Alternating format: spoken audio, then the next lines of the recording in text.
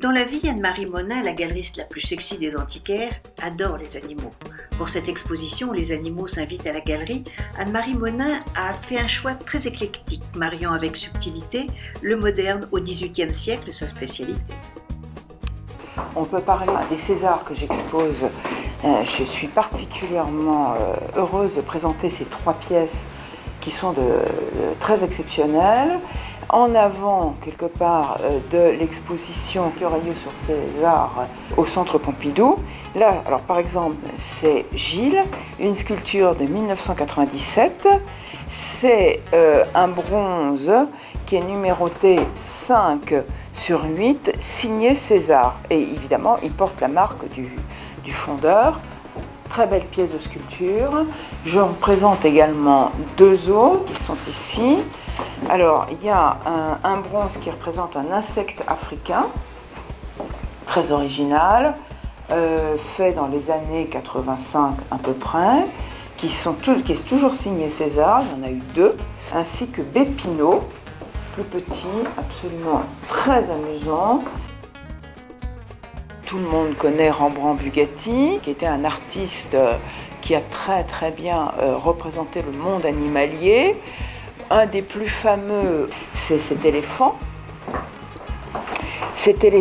blanc d'Afrique, comme il l'appelle, avec sa trompe très en avant. C'est le numéro 4 de sa production sur une édition de 10. Il a fait la connaissance des éléphants d'Afrique au Jardin des Plantes. Voilà.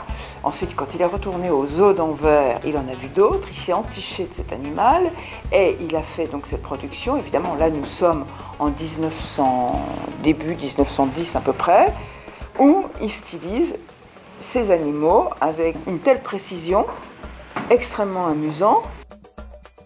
Celui-ci provient des collections de Sacha Guitry.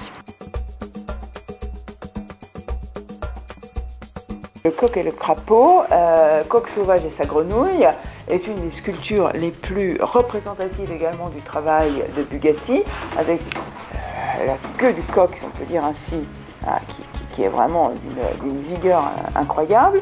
Donc là, c'est une édition de 12.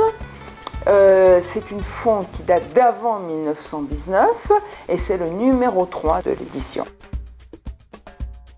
Sandoz est un des premiers artistes animaliers qui, dans les années 1910, a commencé à styliser les animaux. On est dans la période où on géométrise les formes et on s'en rend très bien compte dans cette sculpture, où ce chat est d'une présence absolument incroyable, inspiré de l'art égyptien. Quand on le voit de profil, tout le monde a en mémoire les chats égyptiens et quelque part il n'en est pas loin, avec une vision plus géométrique, plus stylisée de l'animal.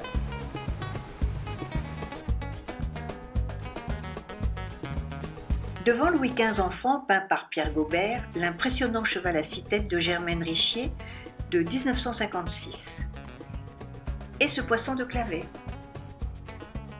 Alors, on n'oublie pas non plus le XVIIIe, qui a également été une période où on a reproduit les éléphants. Il n'y a pas que avec Bugatti, il y a également au XVIIIe avec cet éléphanteau qui est merveilleux, qui est italien, qui vient de Venise et qui représente l'animal d'une manière extrêmement amusante, un peu enfantine, et donc avec un charme incroyable. Voilà, donc je peux que craquer devant cet animal que je trouve très amusant, qui est un élément de décor, en plus d'être une œuvre d'art qui est un clin d'œil très présent dans mon exposition. L'exposition réserve encore quelques surprises gardées secrètes ici, comme cet ours de pompon, mais pas que, à voir jusqu'au 15 octobre 2017.